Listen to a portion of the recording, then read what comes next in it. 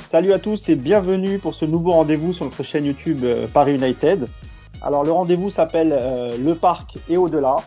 Et chaque semaine, avec mes deux compères que je vais vous présenter dans un instant, on va revenir un peu sur des thèmes d'actualité alors autour du Paris Saint-Germain bien évidemment, mais un peu aussi au-delà, au niveau du foot européen, mondial, surtout avec la crise sanitaire qu'on traverse actuellement. Donc je vais vous présenter mes deux acolytes qui m'accompagneront chaque semaine.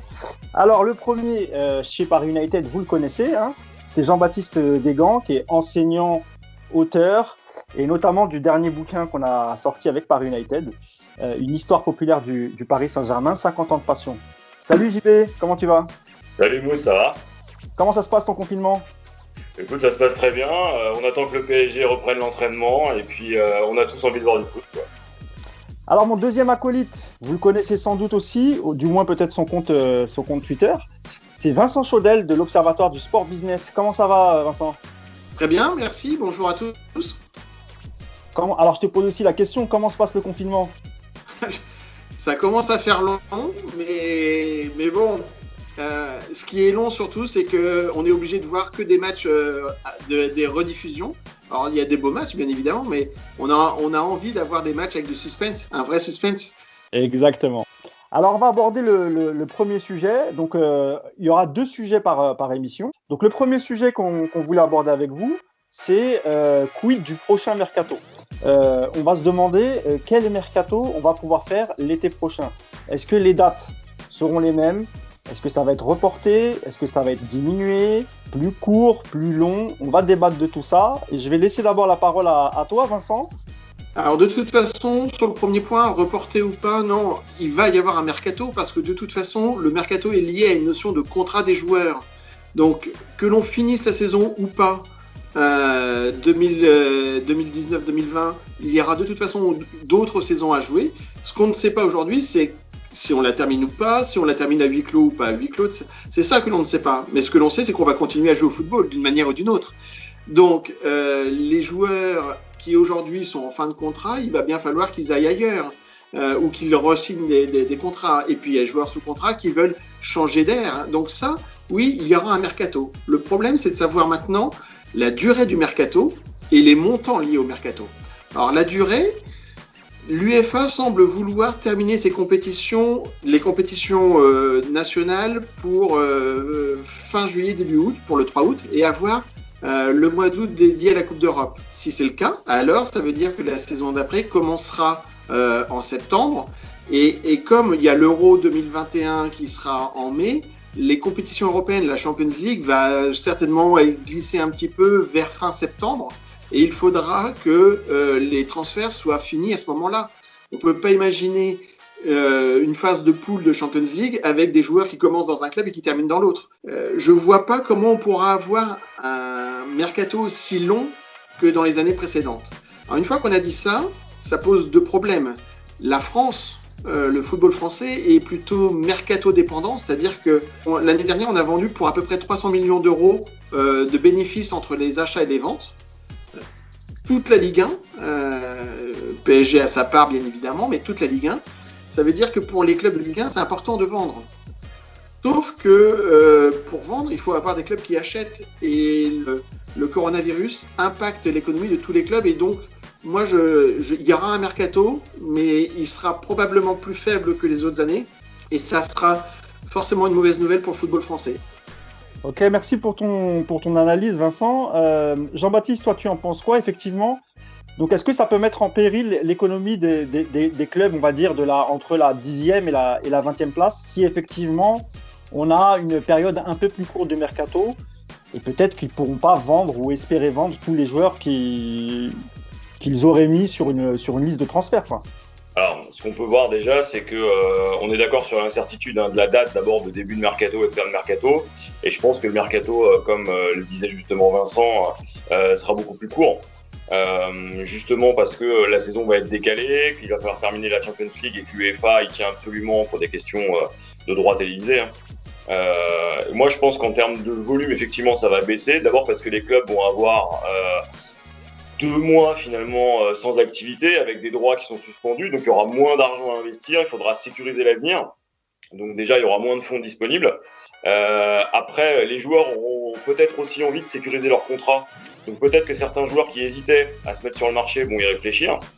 Et puis, il y aura peut-être des clubs qui seront très fragilisés. En France, le poids du mercato, en gros, le poids de ce qu'on appelle le trading joueur, la vente de joueurs, représente plus de 20% en moyenne d'un budget.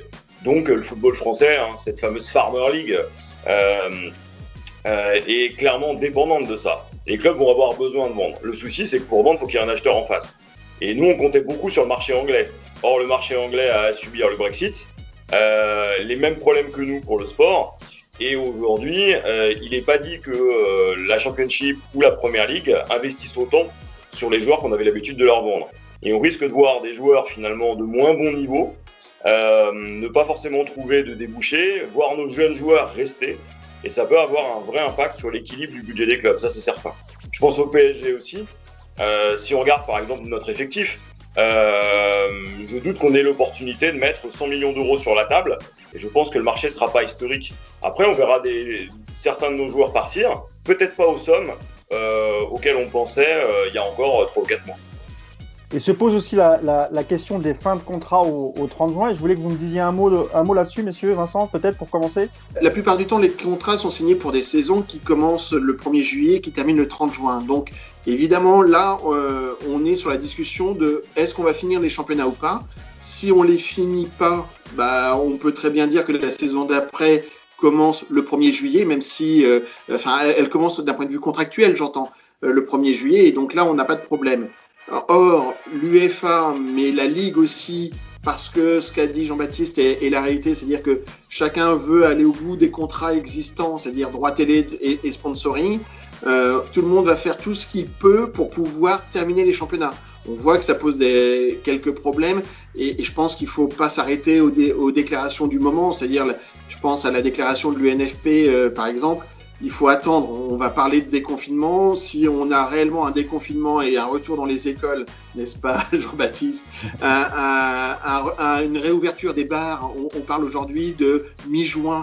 Si effectivement les Allemands, les Italiens reprennent l'entraînement et les compétitions, je doute fortement que les Français ne rejouent pas au football aussi. Donc attendons, parce qu'on parle de choses incertaines. En tout cas, la volonté des dirigeants, c'est de reprendre.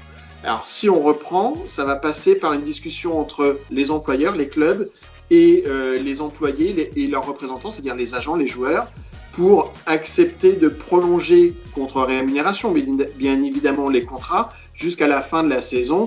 Et on va juste voyager dans le temps de quelques mois, mais ça ne sera pas nécessairement grave. Ça n'empêchera pas des transferts si tel ou tel joueur avait prévu de finir la saison dans un club A pour commencer la saison dans un club B. Il y a de fortes chances que de toute façon, les saisons d'un pays à l'autre recommencent à peu près pareil en même temps. C'est-à-dire qu'on ne sait pas comment on va les finir dans tel ou tel pays.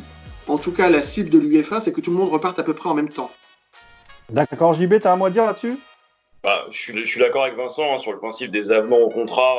Ils vont forcément aménager les contrats si on doit passer le 30 juin et ça a l'air d'être la tendance. La date du 15 juin qui a été avancée pour la réouverture des restaurants, des bars, aujourd'hui elle commence à faire son chemin, mais c'est comme tout. Le président de la République disait que le déconfinement le 11 mai c'était un objectif. C'est une date qui marque les esprits, mais aujourd'hui on est véritablement face à une affaire politique.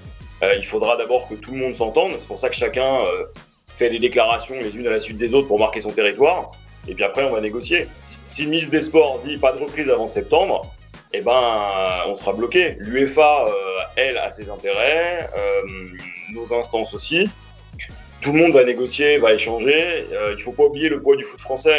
C'est plus de 2% du PIB. C'est économiquement, dans le sport professionnel qui génère le plus de retombées.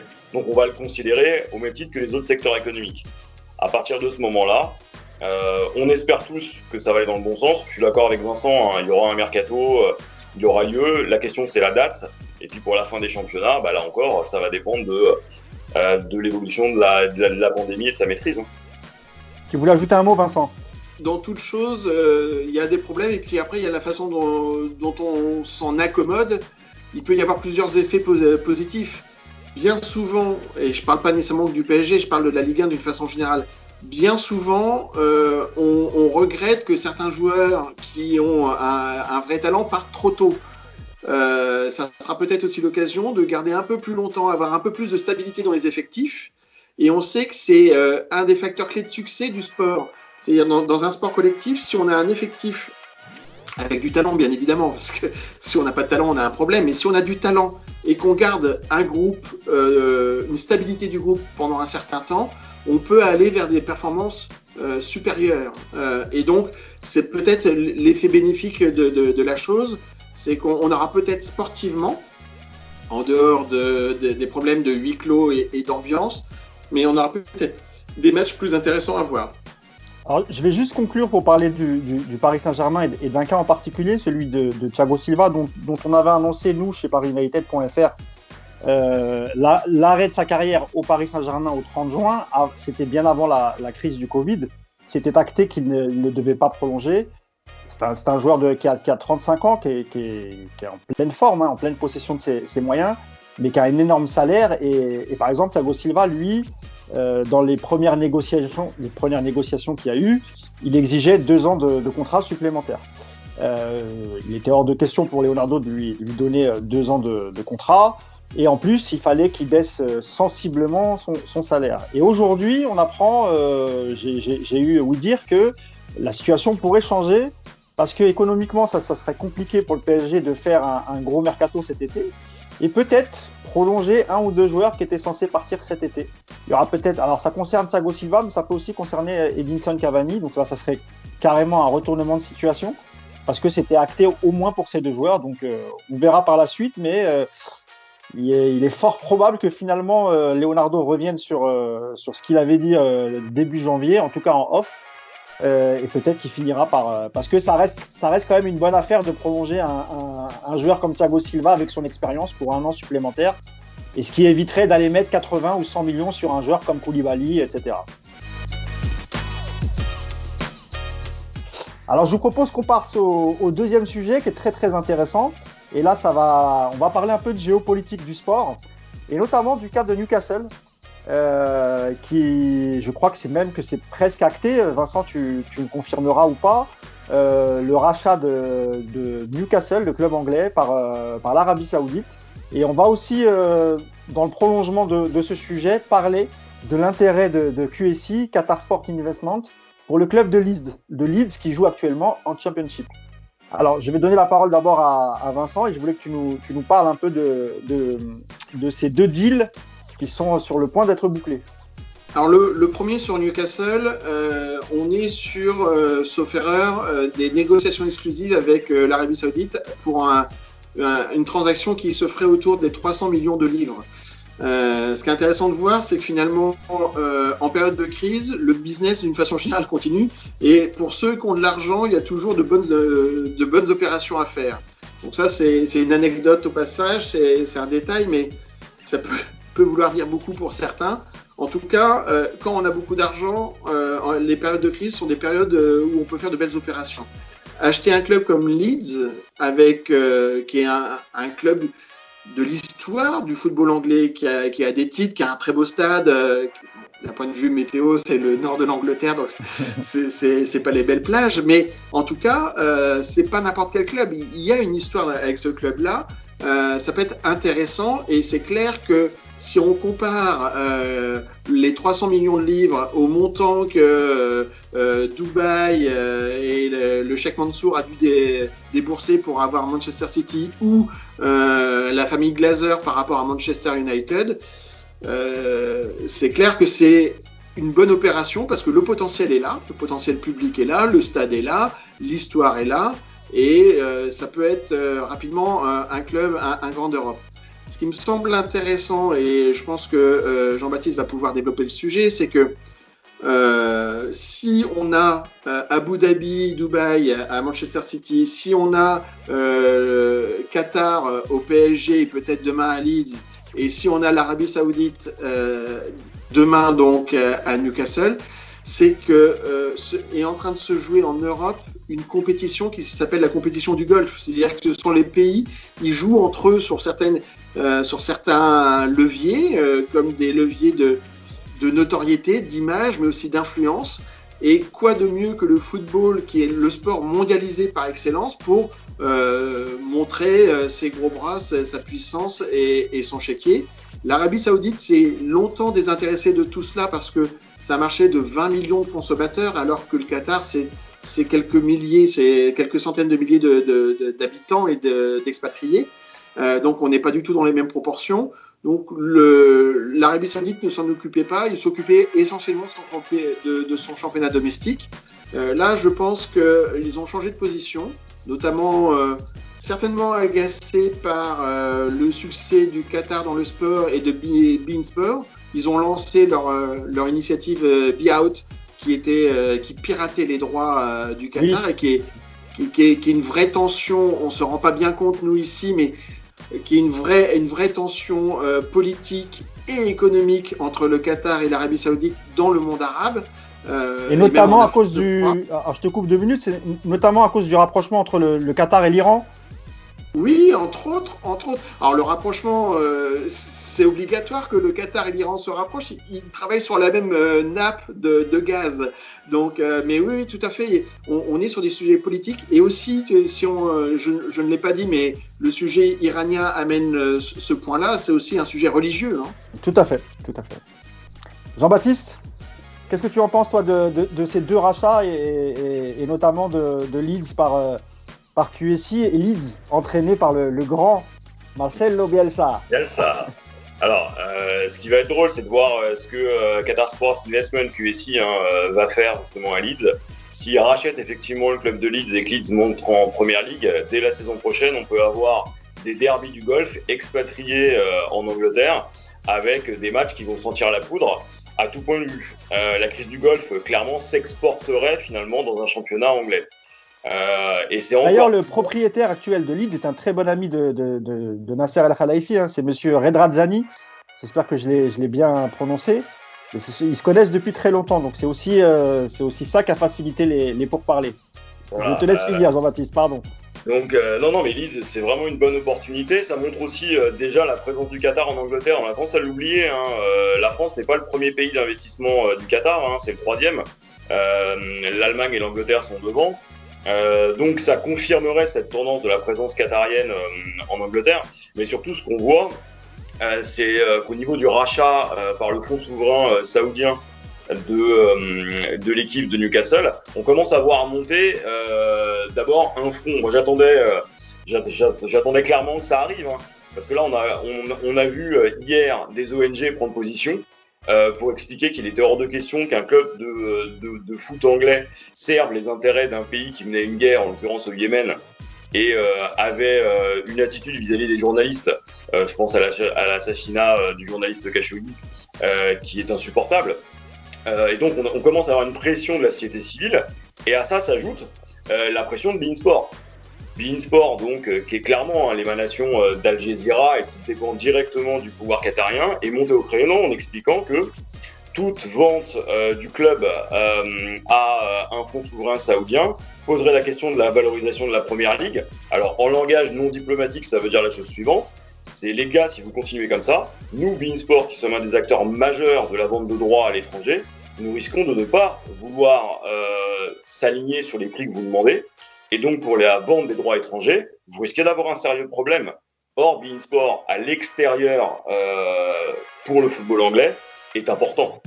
Et donc là, vous allez commencer à avoir une phase de closing, c'est-à-dire la fermeture de la vente, qui peut être remise en cause. En tout cas, c'est ce qu'escompte beIN et donc derrière les intérêts qatariens et la société civile. Alors, après, il est question d'argent, effectivement. Pour 300 millions d'euros, avoir un club de première ligue, c'est une aubaine. Surtout un club historique. Donc on verra. Aujourd'hui, on est quand même bien parti pour un épisode 45 des relations de la crise du golf dans le foot, avec, encore une fois, le PSG indirectement mis en situation. Pourquoi ? Parce que c'est le même propriétaire. Si QSI investit, on va avoir un groupe qui va ressembler énormément au City Football Group qui a été mis en place par justement le Mubadala Group, c'est Mubadala Group, qui est le fonds émirati d'investissement. Et là, on est parti pour une guerre dans le football qui va peut-être prendre des proportions et qui obligerait probablement la Première Ligue, mais aussi l'UEFA à un moment donné, à revoir les règles du football. Et alors justement, c'est de toute façon, cette crise du coronavirus, on est nombreux à se poser la question du monde d'après, et en l'occurrence du football d'après. Le point évoqué par Jean-Baptiste est le point crucial, je pense, pour lequel on n'a pas encore de réponse, mais c'est qui va gouverner. Parce que effectivement, si PSG, enfin du moins si QSI devient propriétaire de Leeds, Leeds c'est pas n'importe quel club, c'est un club aussi qui est historique du football anglais et qui a un réel potentiel à un moment donné, public et donc économique, de retrouver les Coupes d'Europe, potentiellement. Ils n'y sont pas aujourd'hui, mais Leeds en Coupe d'Europe, ça a déjà été le cas. Hein. Au début des années 2000, je crois, Leeds était demi-finaliste de Champions League. Donc c'est loin d'être un club lambda anglais. La différence entre cette approche-là et l'approche de City Group, c'est que City, c'est un contournement, pour moi, hein, c'est un contournement des règles UEFA qui fait qu'ils ont un club par confédération. Or, l'UEFA interdit la multipropriété par un acteur de plusieurs clubs. Ça a été le cas du temps du PSG de Canal+. Canal+ avait aussi le Servette de Genève. Et tant que les deux clubs n'étaient pas dans la même compétition, ça posait pas de problème.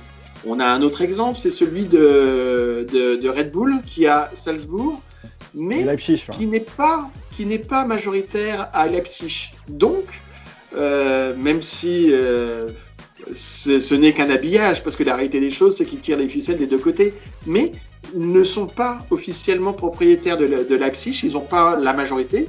Et donc, du coup, ils peuvent jouer des deux. Donc, on voit que ça peut être des voies de contournement.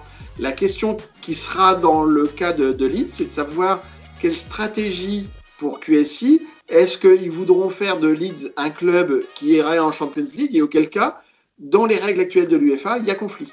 Alors moi, justement, j'ai une dernière question pour conclure, messieurs, et c'est une question que se posent beaucoup de supporters du Paris Saint-Germain. Y a-t-il un risque de désengagement de QSI envers le Paris Saint-Germain? Imaginons que Leeds accède à la Première Ligue, en première division, que le rachat s'effectue par QSI. Est-ce qu'il n'est pas plus intéressant pour les Qataris d'avoir une seule équipe, mais dans le meilleur championnat du monde, qu'avoir deux équipes avec un risque, justement, le conflit d'intérêts en cas de qualification de Leeds en Ligue des Champions et du PSG, ils ne pourraient, entre autres, jamais se rencontrer normalement. Alors, qu'est-ce que vous en pensez de ça? Est-ce qu'il y a un risque vraiment de désengagement de QSI envers le Paris Saint-Germain? Alors, moi, si je regarde les choses aujourd'hui, je vois pas le problème pour QSI d'avoir deux clubs. Au pire, ils montreront une structure qui leur permettra de ne pas être directement lié à... Ouais. Voilà, comme l'a fait Red Bull. Ça, là-dessus, je pense que c'est pas un problème. Et puis surtout, je vois pas l'intérêt de sortir du PSG. C'est-à-dire que quand on voit ce qu'ils ont construit, la valorisation du club aujourd'hui qui vaut plus d'1 milliard, l'effet Paris, c'est-à-dire que on a vu là le dernier rapport Iki qui est sorti et le PSG se retrouve à être le 7e club en Europe, donc à l'échelle mondiale, ça en fait le 7e club de foot, concrètement en termes de visibilité. Il faudra beaucoup plus de temps à Leeds pour arriver au même niveau, et Leeds n'a pas le même retentissement. C'est-à-dire que moi je vois plutôt Leeds comme un complément de la puissance sportive qatarienne via le football, avec un assez bon relais, hein. C'est-à-dire qu'on peut avoir des synergies entre les deux clubs, ou pas d'ailleurs, mais moi je vois plutôt ça. Je les vois pas se désengager du PSG parce qu'ils ont fait trop, ils ont gagné beaucoup, et surtout ça poserait un énorme problème politique. C'est-à-dire que se désengager du PSG en France, ça veut dire aussi risquer de braquer l'opinion publique, surtout si c'est fait brusquement, et politiquement ça nuirait en grande partie au soutien justement du Qatar. Et dans ce cadre-là, moi je pense que la coexistence des deux clubs est plutôt une bonne idée, et je pense que c'est ce que le Qatar aurait dû faire beaucoup plus tôt. Ils avaient essayé avec Eupen, ils avaient essayé avec d'autres clubs. Je pense que l'idée, moi, de la coexistence des deux apparaît plus raisonnable. D'accord. Et toi, Alors, Vincent? pour aller dans le prolongement de ce que dit Jean-Baptiste, c'est surtout que je ne vois pas comment le PSG, comment le club de QSI en France, donc le PSG, ne peut pas être tous les ans dans les 3 premiers et donc tous les ans en Champions League. Alors que il faudrait des moyens colossaux pour avoir la même récurrence en Champions League en Angleterre. Parce que Manchester City, Manchester United, Arsenal, Chelsea, Tottenham, Liverpool, si on rajoute Newcastle, et donc... Tu oublies Leicester Leeds, Leicester qui fait des bons parcours ces dernières années. tout à fait, mais rien que dans les très puissants économiquement, ça ferait 8 pour 4 places. Au mieux. Donc, ça veut dire que là, ça serait très, très, très compliqué. Donc, voilà. En revanche, ce qui peut être intéressant, c'est qu'aujourd'hui, il pourrait très bien faire de Leeds un candidat tous les ans à l'Europa League, que eux, aujourd'hui, n'ont pas. Donc, ça pourrait être une approche complémentaire. Et après, tout dépendra, comme tu l'as dit, tout dépendra aussi de l'investissement que va faire QSI si la vente est actée. Quelle stratégie vont-ils adopter pour le club de Leeds? Est-ce que c'est la même stratégie que le PSG, c'est-à-dire acheter de gros joueurs, ou peut-être que des joueurs prometteurs, ou faire des prêts? Il y a une rumeur qu'il n'y a pas longtemps concernant Kouassi et Aouchiche.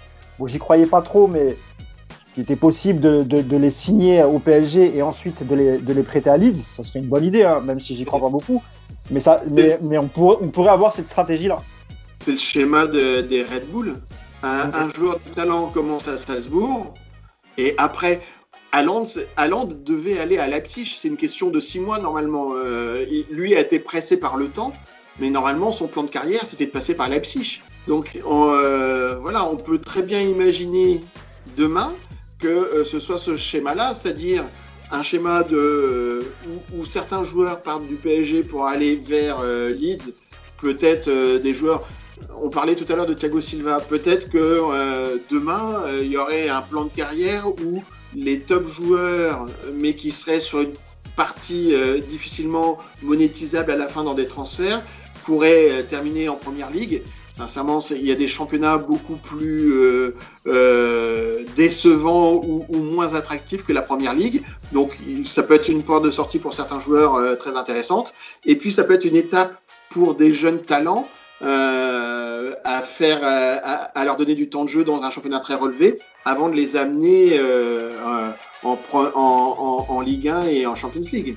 Donc oui, ce sont des schémas qui sont possibles. La question, c'est de savoir effectivement, je pense par rapport à ça, c'est comment on va sortir de cette situation et comment vont être organisées encore les compétitions, et ça, on ne le sait pas encore.